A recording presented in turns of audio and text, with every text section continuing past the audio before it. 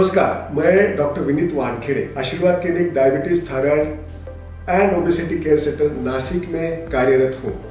आज हम बढ़े वाला ब्लड प्रेशर, जिसको हम हाइपरटेंशन कहते हैं, उसके बारे में देखेंगे। इसका मतलब क्या है? जो हम कहते हैं एक आधे मरीज को ब्लड प्रेशर बढ़ गया है तो क्या होता है? अपने शरीर में खून की नलियाँ होती है और जब उसमें से खून बहता है, जब उसके बाजू की जो दीवारें होती है, अगर उस पर तान गिर गया, उस पर अगर प्रेशर आ गया तो उसको हम ब्लड प्रेशर कहते हैं। नॉर्मल ब्लड प्रेशर जो है वो 120/80 रहता है और WHO नाम की जो संगठन है उसने काफी साल पहले ब्लड प्रेशर को साइलेंट किलर, बोले तो कोई भी लक्षण न होते हुए होने वाली बीमारी बोल के डिक्लेयर किया है। दो किस्म का ब्लड प्रेशर होता है, ऊपर वाला ब्लड प्रेशर और नीचे वाला blood pressure. For example, normal blood pressure जो 120/80 होता है, उसका ऊपर वाला सिस्टोलिक है 120। जब हार्ट अपना जब खून फेंकता है तब उसको कॉन्ट्रैक्ट होता है, बोले तो आकुंचन होता है उसका, और जब होता है तब जो ब्लड प्रेशर क्रिएट होता है उसको सिस्टोलिक बोलते हैं। जब हार्ट रिलैक्स होता है वो डायस्टोलिक ब्लड प्रेशर होता है, नीचे वाला 80 वाला।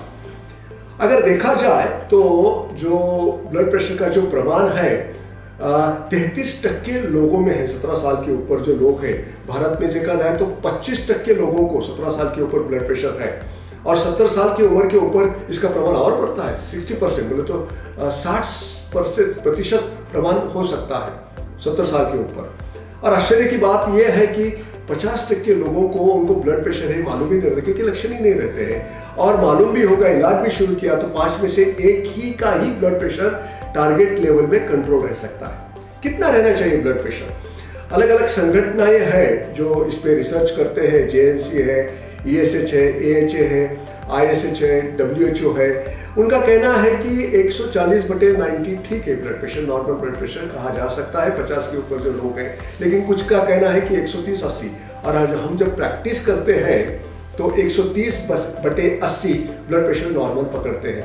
अगर आपको किडनी की बीमारी हो तो 125/75 रहना चाहिए, थोड़ा सा और कम टारगेट है। JNC नाम की एक संगठन है, उसने उसका वर्गीकरण किया है। नॉर्मल ब्लड प्रेशर 120/80 और प्री हाइपरटेंशन थोड़ा सा इसके ऊपर जाए तो सिस्टोलिक 120/139 और 80 से 89 तक होना चाहिए। ग्रेड 1 जो है थोड़ा सा और ऊपर 140 से 159, और डायस्टोलिक है 90 से 99 तक, 90 से 99 तक। और ग्रेड 2 जो है ऊपर वाला 160 के ऊपर हो और नीचे वाला 100 के ऊपर हो तो ये ग्रेड 2 कहा जाता है। अगर ब्लड प्रेशर इससे भी ज़्यादा हो तो उसको सीवियर हाइपरटेंशन कहते हैं। 220/100, 120 ऐसा अगर हो तो आपको हॉस्पिटल में जाके इलाज करवाना बहुत ही ज़रूरी है। कैसा गिना जाता है ब्लड प्रेशर? पुराने ज़माने में और अभी तक भी हम अगर लेटे से ब्लड प्रेशर लिया जाता है तो ठीक है, ऐसा कहते थे। लेकिन आजकल अगर आप स्वस्थ बैठे हो कुर्सी पे तो वहाँ इस पोजीशन में लिया वाला ब्लड प्रेशर भी ठीक कहा जाता है, आप ले सकते हैं। कभी कभार हम खड़े रह के भी ब्लड प्रेशर लेते हैं, और लेटे हुए ब्लड प्रेशर और खड़े रहने में कितना फर्क है देख सकते हैं। कैसा गिना जा सकता है? अगर पुराने ज़माने में देखा जाए तो एक BP apparatus रहता था, उसमें उसको हम मर्क्यूरी स्पिग्मोमेनोमीटर, एक पारा रहता था, और उसके हेल्प के अनुसार हम ब्लड प्रेशर लेते थे। आज भी वो है और अभी भी वो गोल्ड स्टैंडर्ड ही कहा जाता है, मर्क्यूरी स्पिग्मोमेनोमीटर, उससे हम लेते हैं। लेकिन आजकल डिजिटल ब्लड प्रेशर अपरेटस आए हैं।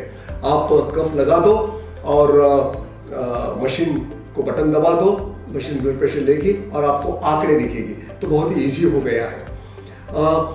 ऑफिस में ब्लड प्रेशर, बोले तो डॉक्टर के पास आने के बाद जो लिया जाता है उसको ऑफिस ब्लड प्रेशर कहा जाता है।